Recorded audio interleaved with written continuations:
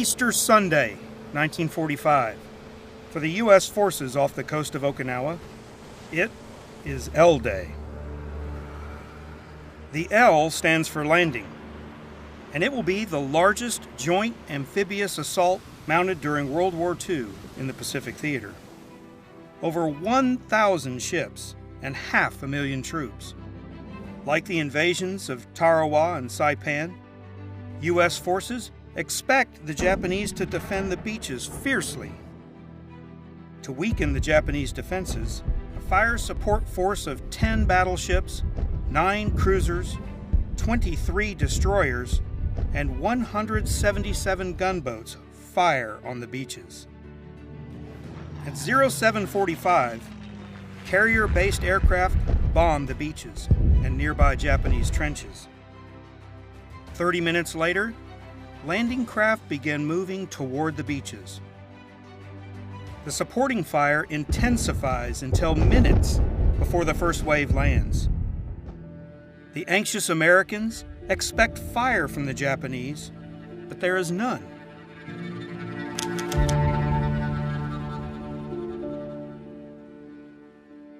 As the heavy fire lifts, the silence is only broken by the muffled concussion of rounds impacting farther inland. The beaches are empty, except for American soldiers and Marines rushing ashore.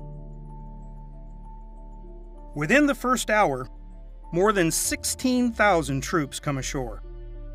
By 1000 hours, U.S. troops have secured both Yontan and Kadena airfields. Planners had estimated that it would take several days of hard fighting to achieve these two objectives. Instead, it has taken a little over an hour. By nightfall, more than 60,000 U.S. troops are on Okinawa. Operation Iceberg is going better than planned, except for one mystery: the absence of Japanese defenders.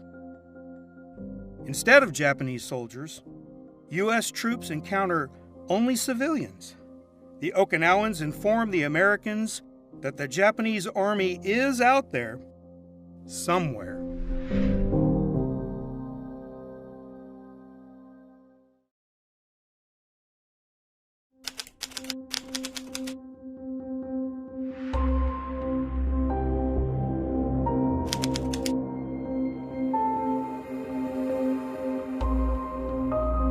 The invasion of Okinawa was the culmination of 3 years of operations in the Pacific against Imperial Japan.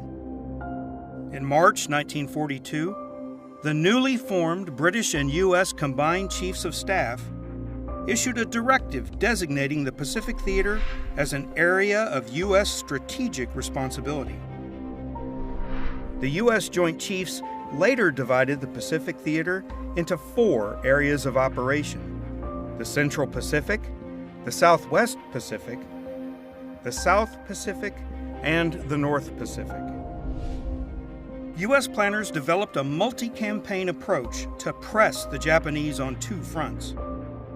The plan would enable U.S. forces to gain and maintain control over the logistics bases and sea lines of communication necessary to support operations across the vast Pacific Theater. As General Douglas MacArthur island-hopped from the Solomons to the Philippines in the Southwest Pacific, Admiral Chester Nimitz's Central Pacific Forces launched a similar campaign in the Gilbert Islands in November 1943. By the end of 1944, U.S. forces controlled much of the Southwest and Central Pacific. Seizing Okinawa was not always part of the strategic plan for attacking the Japanese Empire. Initially, the Joint War Plans Committee envisioned MacArthur and Nimitz's forces linking up at the island of Formosa. General MacArthur's progress in the Southwest Pacific, however, prompted a reevaluation of this plan. Successes in the European theater of operations in 1944 also affected troop and supply distribution in the Pacific, as ground forces from the States were sent to France. In light of these developments, support for the invasion of Formosa declined, and the Joint Chiefs of Staff looked for other options. The Joint Chiefs' continuous assessment of progress in both theaters assisted the overall prioritization of resources and was key to securing Allied victory in World War II. In their assessment, the JCS examined various ways to use forces and capabilities to achieve their desired end state: the final destruction of the Japanese Empire. Current Army doctrine explains that commanders and staffs at all levels continually assess their progress toward a desired end state as part of the operations process. The operations process is the major command and control activities performed during operations and is the Army's framework for organizing and putting command and control into action. It consists of planning, preparing, executing, and assessing the operation. Unlike the other activities, assessment is continuous and occurs throughout the operations process to support decision-making. Assessment involves deliberately comparing intended outcomes with actual events to determine the overall effectiveness of force employment. Although there is no single way to conduct an assessment, commanders and staff often follow a 6-step process. Step 1. Develop the assessment approach. Step 2. Develop the assessment plan. Step 3. Collect information. Step 4. Analyze information and intelligence. Step 5. Communicate feedback and recommendations. And Step 6. Adapt plans or operations. In late September 1944, the lack of additional ground forces for an operation against Formosa precluded it as a viable option for the link-up of General MacArthur and Admiral Nimitz's forces. Planners assessed that sufficient forces were available for operations in the Bonin Islands at Iwo Jima and the Ryukyu Islands at Okinawa. On 3 October, as Allied forces advanced across France, the Joint Chiefs made the decision to invade the island of Okinawa. Codenamed Operation Iceberg, this effort became an important step in the campaign to defeat the Japanese Empire. Seizing Okinawa would provide the U.S. with additional air bases, anchorages, and staging areas for the planned invasion of the Japanese mainland. Just 1 week later, nearly 200 bombers attacked Okinawa. The war had come to the Ryukyus.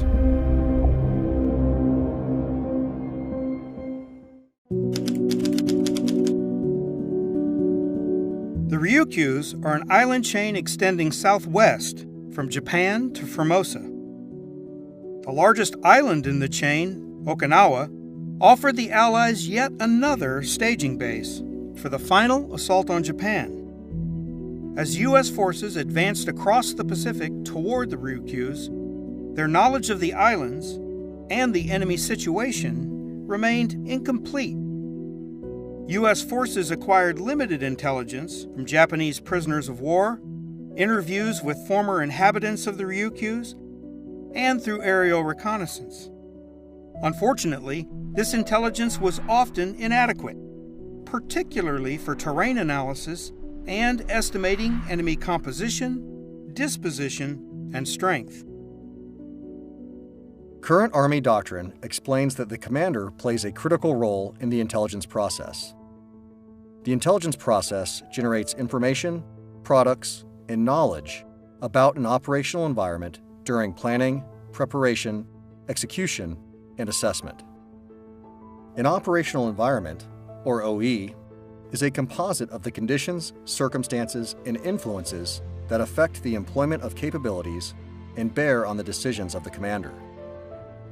In preparation for Operation Iceberg, U.S. commanders analyzed the mission variables of enemy, terrain, weather, and civil considerations to determine their potential effect on operations. Today, this process is called Intelligence Preparation of the Battlefield, or IPB, and it enables commanders and staffs to take a holistic approach to analyzing the operational environment. The IPB process consists of 4 steps. Step 1. Define the operational environment. Step 2. Describe environmental effects on operations. Step 3. Evaluate the threat. Step 4. Determine threat courses of action. Step 1. Define the OE. Assists the commander in identifying relative aspects of the environment in time and space. This is especially important when considering the multi-domain characteristics of an OE. In doing this, they consider how capabilities employed or originating in one domain or the information environment may impact variables, including enemy forces, in other domains. This aids the commander in identifying decisive points upon which to converge effects.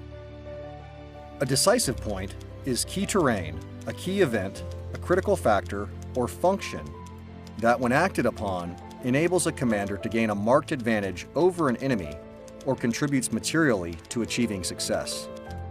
Identifying the significant characteristics of the OE is an essential step in the IPB process. Commanders and staff use the PMESII-PT framework to understand the operational variables and the relationships between them. When conducting a PMESII-PT analysis, leaders identify the prominent political, military, economic, social, information, infrastructure, physical environment, and time components of the OE. Commanders and staff then use ASCOPE to assess civil considerations and examine how areas, structures, capabilities, organizations, people, and events that are important to a society can affect the mission. Commanders and staff may build a crosswalk to visualize the relationship between the operational variables and the civil considerations. In planning Operation Iceberg, U.S. commanders considered the economy and the areas of the island in their assessment. On Okinawa, most of the island's 435,000 inhabitants subsisted on small-scale agriculture. The southern part was almost entirely cultivated and contained 3/4 of the island's population. U.S. commanders used this information about the island's terrain and land use to help define the operational environment.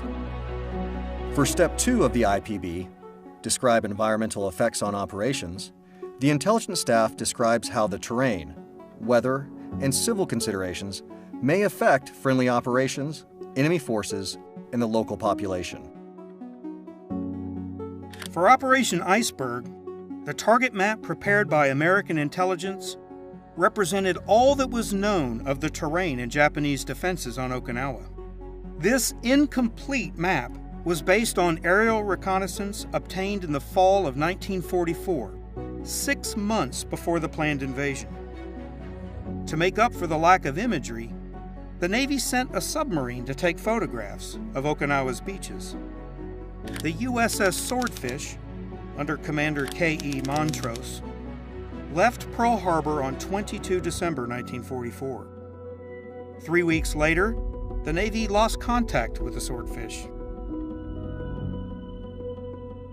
What U.S. commanders did know about Okinawa was that the island was a mix of complex terrain.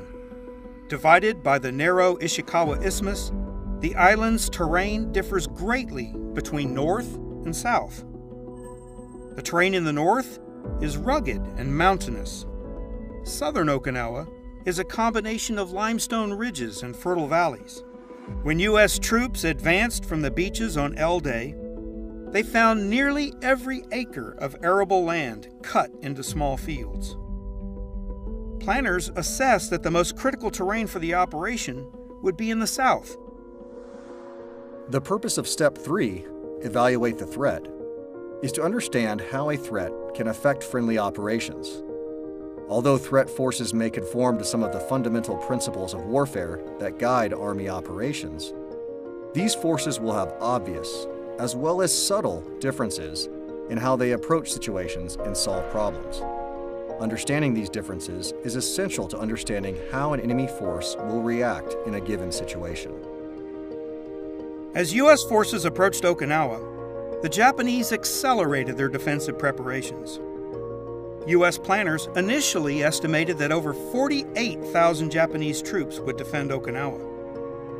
They later raised the estimate to 55,000 and expected the Japanese would reinforce the garrison, increasing its strength to 66,000 by 1 April. In reality, the Japanese had prepared to defend the island with far more. Formed in March 1944, the 32nd Army, commanded by General Mitsuru Ushijima, was created to defend Okinawa. Its major subordinate units were the 24th Division, a heavy division with organic artillery and 3 infantry regiments, the 62nd Division, a light division with 2 brigades, but no artillery, the 44th Independent Mixed Brigade, and the 27th Tank Regiment. Additional forces, such as sailors and engineers, brought the number to 77,000. Another 20,000 conscripted Okinawa Home Guards and 750 middle school students increased the number of defenders to well beyond 100,000. During Step 4, Determine Threat Courses of Action, the intelligence staff identifies and develops possible threat courses of action, or COAs, that can affect the friendly mission. At a minimum, the staff identifies the most likely enemy course of action and the most dangerous course of action. To be valid, threat COAs should be feasible, acceptable, suitable, distinguishable, and complete. These COAs are then used to assist in developing and selecting friendly courses of action during the military decision-making process. Based on their experiences on Guadalcanal and Saipan, U.S. commanders estimated that the Japanese would aggressively defend the landing beaches and nearby airfields. They also expected a defense in depth, similar to the defenses at Peleliu and Iwo Jima. These earlier island campaigns had been bloody. Now, U.S. commanders had to prepare their forces for what they believed would be an even more intense fight for Japan's 5th largest island.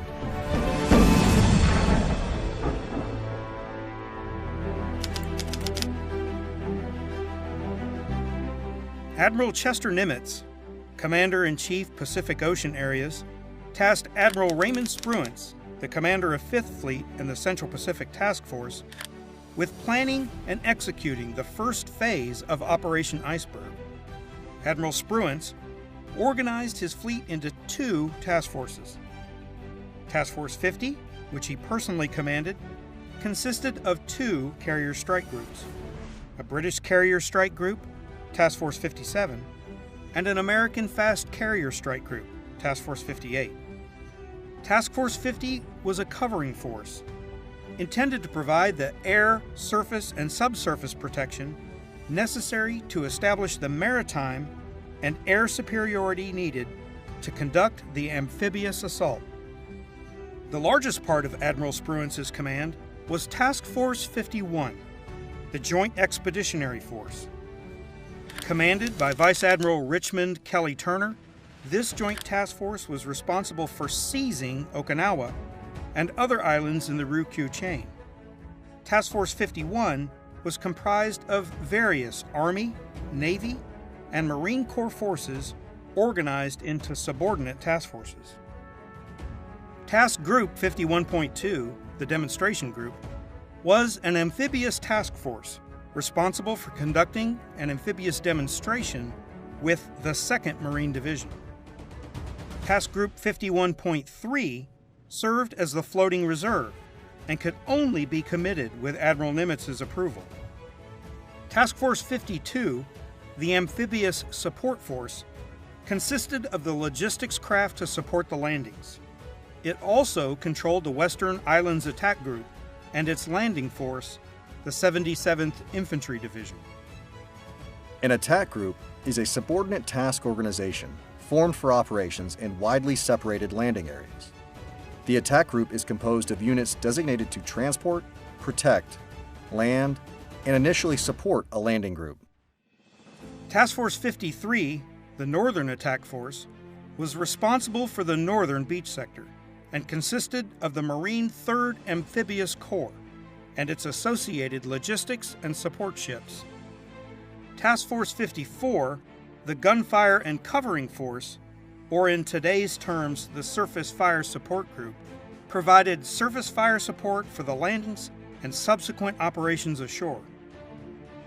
Task Force 55, the Southern Attack Force, was an amphibious task force charged with executing the main amphibious assault by landing the Army's 24th Corps on the southern beach sector.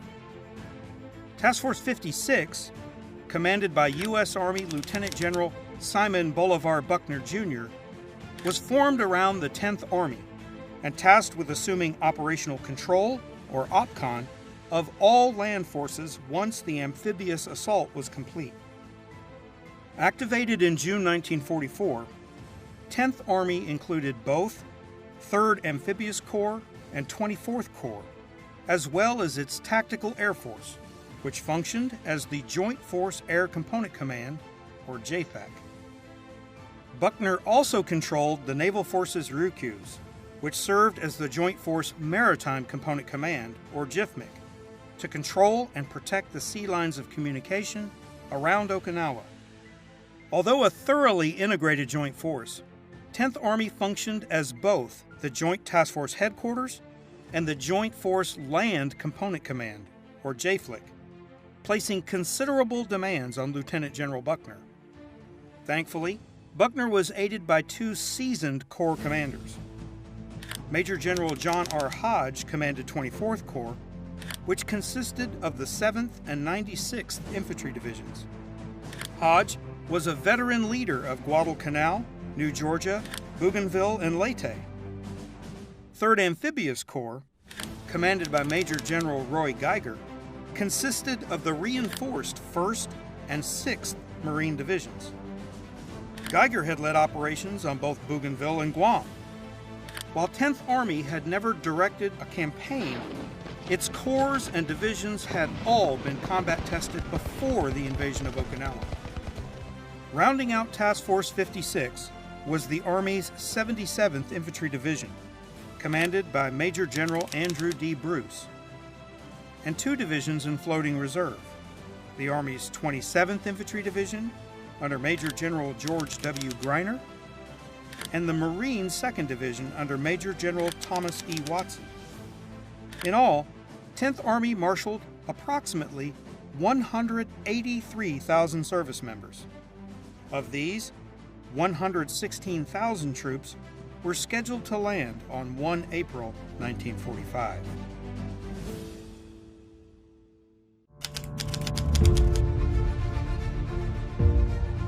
The invasion of Okinawa was the largest standalone U.S. amphibious operation of World War II, rivaled only by the D-Day invasion of Normandy in June 1944. Learning from earlier campaigns, U.S. commanders realized that gaining and maintaining access to a denied area of operations required overwhelming combat power, thorough integration across the services, and overall unity of effort. These previous island invasions occurred against remote islands farther away from Japan. Okinawa would be the first operation against a Japanese home island. Planning this impressive operation would require extensive coordination, cooperation, and unity of command between all three services. These principles remain an important element of joint doctrine today. Joint Force commanders organize their forces in a manner that enhances inter-service cooperation while maintaining unity of command. A combatant commander establishes a Joint Task Force, or JTF, in response to a Secretary of Defense-approved military operation, a crisis, or a planned contingency in support of a designated O-plan. A JTF is established when the scope, complexity, or other factors require capabilities from multiple services operating under a single Joint Force commander. The combatant commander provides the mission, designates forces, delegates command authorities and relationships, and assigns the JTF with a Joint Operations Area, or JOA. The JTF commander can organize the JTF with service components, functional components, or a combination of both based on the nature of the mission and the operational environment. The JTF commander normally establishes functional component commands to control military operations, but a joint force always contains service components to provide administrative and logistic support. The JTF commander exercises operational control, or OPCON, over all assigned and attached forces. OPCON includes authoritative direction over all aspects of military operations and joint training necessary to accomplish missions assigned to the command. The authority for these latter aspects, known as administrative control, or ADCON, is typically provided by the respective service components, and, for Army forces assigned to a joint task force, is exercised through the ARFOR. The ARFOR is the Army component and senior Army headquarters of all Army forces assigned or attached to a combatant command, subordinate joint force command, joint functional command, or multinational command. Since the preferred approach to establishing a JTF headquarters is to use an existing service headquarters, the JTF commander, if an Army headquarters, retains all responsibilities associated with both headquarters, the ARFOR and JTF. However, this can overload the JTF headquarters, and generally, an Army headquarters that transitions to a JTF headquarters designates a subordinate Army commander as the Deputy ARFOR commander for performing those duties. The designated commander and staff then work through the theater Army commander to provide administrative and logistic support to all Army forces in the JOA, and to coordinate Army support to other services as required by the JTF establishing authority. The JFLIC normally exercises OPCON of same service forces. However, they will typically be delegated tactical control, or TACON, of other services forces. TACON is a command authority over assigned or attached forces that is limited to the detailed direction and control of movements or maneuvers within the operational area necessary to accomplish missions or tasks assigned by the commander. Like the JFLIC, a Joint Force Maritime Component Command, or JFMC, charged with planning an amphibious assault, designates command relationships that promote cooperation and maintain a clear unity of command. To facilitate unity of command, forces conducting an amphibious operation are typically organized into an amphibious task force and a landing force under a common commander. The landing force may consist of U.S. Army or Marine Corps forces organized into embarkation groups, units, elements, and teams, while the amphibious task force consists of Navy vessels and sailors organized into corresponding groups, units, elements, and ships. A successful amphibious assault requires coordination across each echelon. To promote cooperation, the Joint Force Commander will designate command support relationships by phase between the amphibious task force and the landing force. This relationship is appropriate when one organization should aid, protect, complement, or sustain another force. The designation of the supported and supporting role is important as it conveys priorities to the commanders and staffs who are planning or executing the operation. During the planning phase, the Amphibious Task Force Commander and the Landing Force Commander will identify the events and conditions for any changes to the command support relationship throughout the operation. Since the landing force is responsible for the overall execution of operations ashore, command may potentially transfer from the Joint Force Maritime Component Commander to the Joint Force Land Component Commander once ashore. This transfer requires clearly established criteria, and careful consideration should be given to the Land Component Commander's ability to provide the necessary command and control and sustainment before a shift occurs. Joint command and control of the forces participating in the invasion of Okinawa generally followed current joint doctrine. Admiral Spruance, as 5th Fleet Commander, functioned as the Joint Task Force Commander and was responsible for the overall operation. Admiral Turner and Task Force 51 functioned as the JFMC, retaining total control of the amphibious operation until the beachhead was secure, and Lieutenant General Buckner established his command post. Vice Admiral Turner's task force was not only responsible for landing Lieutenant General Buckner's Task Force 56, but also for preparing the landing area and providing fire support. Direct naval and air support was furnished by both Task Force 52, the Amphibious Support Force, and Task Force 54, the Surface Fire Support Group. These forces prepared the main landing sites. In 1942, Vice Admiral Turner had brought the Marines to Guadalcanal. And now, nearly 3 years later, he was bringing the 10th Army to Okinawa.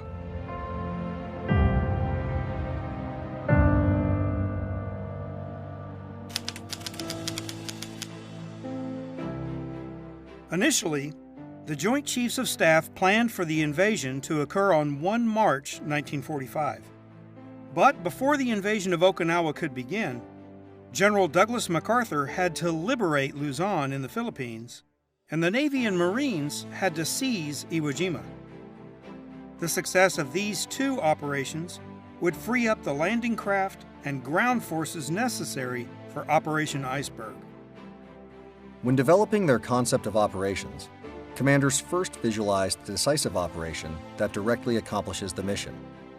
They then visualize how shaping and sustaining operations support the decisive operation.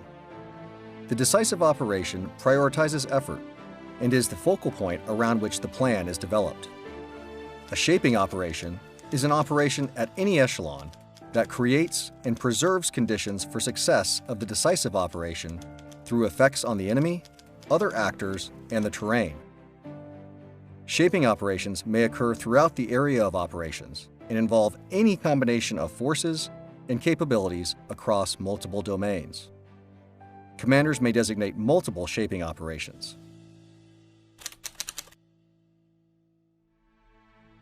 Key to Operation Iceberg's success was the isolation of Okinawa. Within a week of the Joint Chiefs' directive to seize the island, 5th Fleet began shaping operations with airstrikes against the Ryukyus. On 10 October 1944, Admiral Spruance directed Task Force 58 to destroy airfields and shipping infrastructure across the island chain. Additionally, heavy bombers from the Mariana Islands began making daily raids on Okinawa proper. The Joint Task Force continued to launch carrier-based strikes as part of its shaping operations throughout the winter and early spring of 1945. Just days before L-Day, aircraft from Task Force 58 targeted the Japanese islands of Kyushu, Shikoku, and Honshu. Although the Japanese on Kyushu launched an airstrike that left the USS Franklin in flames, the damage inflicted on the Japanese neutralized the enemy's ability to oppose the landings on Okinawa. By the time of the invasion, Americans had destroyed much of the Japanese aircraft in the Ryukyus and reduced the air threat from Kyushu and Formosa. Along with dropping bombs on Okinawa, 5th Fleet also dropped leaflets. In an effort to weaken the enemy's will to resist and persuade civilians to accept the Americans' presence, U.S. intelligence agencies prepared over 5 million leaflets to be dropped on Okinawa. Although planners expected an intense fight for the island, they attempted a targeted military information support operation to influence the Japanese defenders to either desert or quickly surrender. Vice Admiral Turner also planned a deception operation to confuse the Japanese 32nd Army as to the actual location and strength of the main landing force. For this, he chose Task Group 51.2, the demonstration group. Just as its name suggests, this amphibious task force was responsible for conducting an amphibious demonstration with the 2nd Marine Division. While the main effort landed on the West Coast, the 2nd Marines executed a simulated landing on the opposite side of the island. Turner intended this action to deceive the enemy into believing that the landings would be made there as well as on the Hagashi beaches. To simulate an actual assault, landing craft and amphibious tractors under a smokescreen carried Marines toward the rocky and almost non-existent beaches near Minatagawa. At 0830, H-hour for the main assault, all boats reversed course. The Marines repeated the demonstration the next day, then joined the rest of 10th Army. In addition to the deception operation, U.S. forces needed to seize the Kurama Islands to the west of Okinawa to set conditions for the invasion. Not only would this complete the isolation of Okinawa, it would also provide deep water anchorages and serve as a logistics base to sustain the wider operation. Admiral Turner ordered the Western Islands Attack Group and its landing force, the 77th Infantry Division, to seize the islands. Within 3 days of landing, the islands were under U.S. control, and the division secured its main objectives: sheltered harbors that could be used to refit, resupply, and repair naval vessels. The Kurama Islands would play a vital role as the logistics hub for sustaining operations required to support a lengthy and resource-intensive joint operation. Sustaining operations enable the decisive operation or shaping operations by generating and maintaining combat power. Sustaining operations focus internally on friendly forces, while decisive and shaping operations focus externally on the enemy or environment. Sustaining operations include personnel and logistics support, support area security, movement control, terrain management, and infrastructure development. Along with isolating Okinawa, Admiral Turner's task force also had to control the airspace and reduce obstacles on the island. During most joint operations, the JFAC exercises airspace control authority. However, during operations where the Joint Force Commander has established an amphibious objective area, or AOA, the Airspace Control Authority may delegate control of specific airspace to the JFMC or the Amphibious Task Force Commander. The Navy Tactical Air Control Group then controls air operations in the AOA through the Tactical Air Control Center and coordinates with the JFAC's Air Operations Center for additional support. Whether Airspace Control Authority is exercised by the JFMC or the JFAC, close coordination and planning between all component commanders and staff is necessary to synchronize operations across multiple domains and avoid duplication of effort. Plans should usually provide for the rapid seizure of existing airfields, airfield-capable sites, and sites for early warning and air control. This enables the early deployment ashore of aviation elements and extends the radius of warning and control. Air operations, prior to an amphibious assault, are typically conducted to satisfy intelligence requirements and reduce enemy forces and defensive installations in the landing area. During ship-to-shore movement, pre-planned airstrikes assist in creating exploitable gaps within the landing area. Once the amphibious task force is making its final run to the beach, air support, integrated with naval surface fire support, is used to neutralize beaches, landing zones, approach routes, and adjacent key terrain. Much like today, from 28 to 31 March 1945, Navy and Army commanders closely coordinated air missions with 10th Army's planned ground operations. Based on limited reconnaissance, Lieutenant General Buckner requested that aircraft again concentrate on potential enemy positions in southern Okinawa. With these operations complete, Vice Admiral Turner's Joint Task Force was ready to begin the invasion of Okinawa.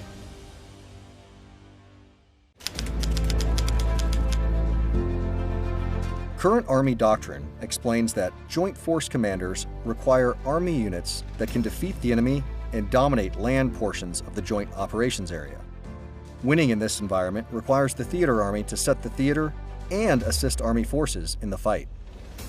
However, when a combatant commander determines command and control requirements are beyond the capabilities of a Theater Army or Corps headquarters, the Army may constitute a Field Army. For Operation Iceberg, the senior Army echelon was a Field Army, not a Theater Army. The Field Army's ability to command and control multi-corps operations is what distinguishes it from other echelons. This function is vital to the joint and multinational forces' ability to prevail in large-scale combat operations, and is central to the Field Army's ability to perform the ARFOR role and serve as a JFLIC. As a Field Army and JFLIC, 10th Army not only had to command and control 2 corps in large-scale combat, but was also responsible for managing airspace, coordinating operational level sustainment, and integrating joint fires. Operation Iceberg occurred in 3 phases. Phase 1 began 6 days before the main assault, with supporting landings on nearby islands. Phase 1 concluded with the main landing on Okinawa, the seizure of the airfields, and the demonstration in the south. Phase 2 included the seizure of Ieshima in the north and the occupation of northern Okinawa. Phase 3 involved the seizure of other nearby islands. Once Phase 1 was complete and 10th Army established a secure beachhead, Lieutenant General Buckner's headquarters transitioned from the JFLIC to a joint task force and assumed total responsibility for the Ryukyus. Buckner set conditions for his corps' success by establishing systems and processes for integrating joint capabilities across domains. To integrate multi-domain fires, Buckner insisted that corps and division commanders use their fire support elements to coordinate naval gunfire, air support, and artillery. These fire support elements would then collect, prioritize, and disseminate data on targets suitable for attack, and then conduct post-strike assessments to determine the munitions effects and the battle damage incurred. Requests for external fire support were screened and prioritized as they passed through the various echelons' fire support elements for approval. At echelons above division, the Fire Support Coordinator, or FISCORD, works closely with the respective Air Operations Center, Battlefield Coordination Detachment, and other unified action partners to deliver timely and accurate cross-domain and multi-domain fires. Multi-domain fires are fires that converge effects from 2 or more domains against a target. Surface-based fires converged with other effects across domains create multiple dilemmas, taxing the enemy's ability to effectively respond. Lieutenant General Buckner also worked closely with his corps commanders to outline his intent for them as tactical formations maneuvering subordinate divisions. As was also true during World War II, large-scale combat operations require a corps headquarters to function as a tactical formation under a land component command or subordinate to a field army. The corps commander synchronizes the employment of joint capabilities in conjunction with Army decisive action. Corps operations shape an OE and set the conditions for tactical actions by the division and lower echelons. In large-scale combat operations, the Corps task organizes and maneuvers divisions to destroy enemy land forces, seize key terrain, and dominate the land portion of the joint operations area. The characteristics distinguishing Corps operations from those of the division are scope and scale. The Corps focuses on shaping conditions for its divisions by use of its assets, enablers, and leveraging joint capabilities. The ability to execute deliberate and dynamic targeting is a critical capability of the Corps, as is the ability to comply with the Theater Airspace Control Plan. Today, the division is the Army's principal tactical warfighting formation during large-scale combat operations. When serving as a tactical formation, divisions conduct battles and engagements as part of a larger campaign under the control of a Corps. A division commander employs brigade combat teams with aviation, fires, intelligence, and joint capabilities as part of a combined arms approach during operations. Joint capabilities coordinated through the Corps are enablers for the division, allowing the division commander to shape conditions for subordinate brigades and weight the decisive operation or main effort. 10th Army's decisive operation was 24th Corps' attack to defeat the Japanese 32nd Army in southern Okinawa. In the initial phase of the attack, 24th Corps had OPCON of the 7th and 96th Infantry Divisions. Its immediate tasks were to land south of Hagashi, secure Kadena Airfield, coordinate their advance with 3rd Amphibious Corps' maneuver elements, and protect 10th Army's southern flank. 3rd Amphibious Corps' responsibilities mirrored those of 24th Corps. It was to land north of Hagashi, secure Yontan Airfield, and coordinate with 24th Corps while protecting 10th Army's northern flank. Once it achieved its L-Day objectives, the Corps would commence Phase 2 of the operation and clear northern Okinawa. But first, 10th Army had to assault the Hagashi beaches, where Buckner and his staff believed the Japanese 32nd Army was waiting.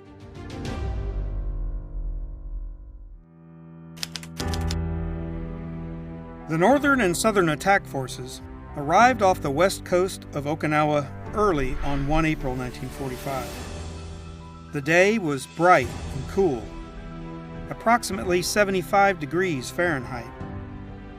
With no surf on the beaches, more favorable conditions could hardly be imagined. 3rd Amphibious Corps landed with the 1st and 6th Marine Divisions.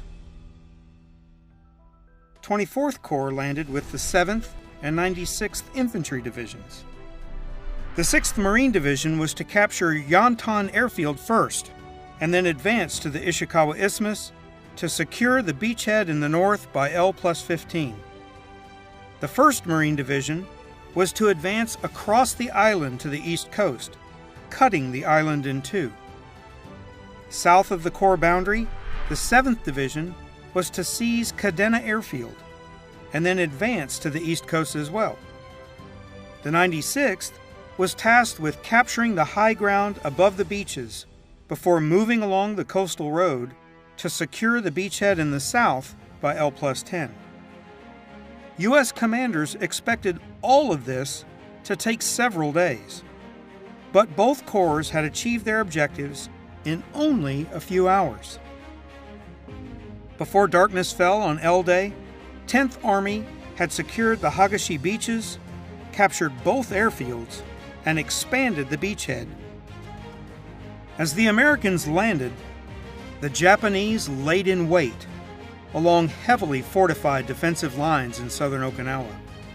Rather than meet the Americans on or near the beaches, General Yoshijima planned to draw U.S. forces into well-prepared engagement areas farther inland.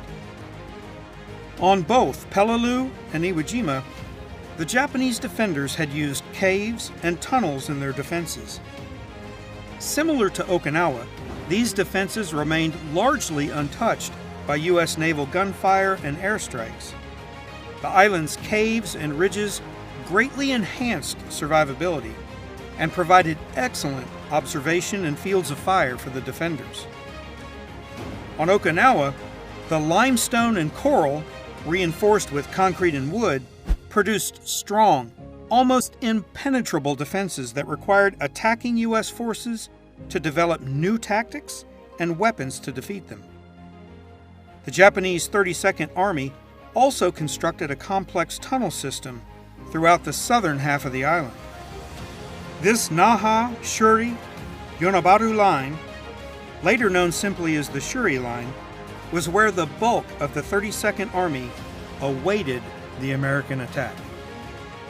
As U.S. soldiers advanced south in the week following L-Day, they eventually ran into the heavily fortified Japanese positions of Yoshijima's 1st defensive line at Kakuzu Ridge. The Americans' rapid advance and sweeping gains on Okinawa had come to an end, and the hard fight was about to begin.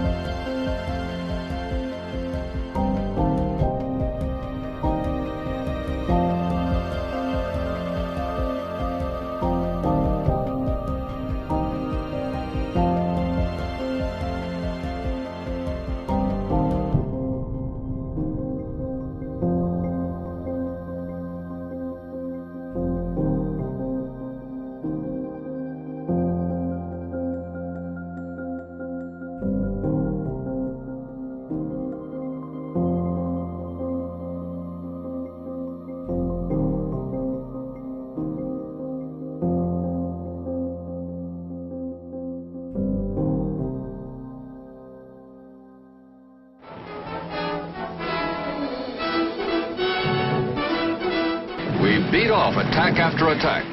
They couldn't stop us now.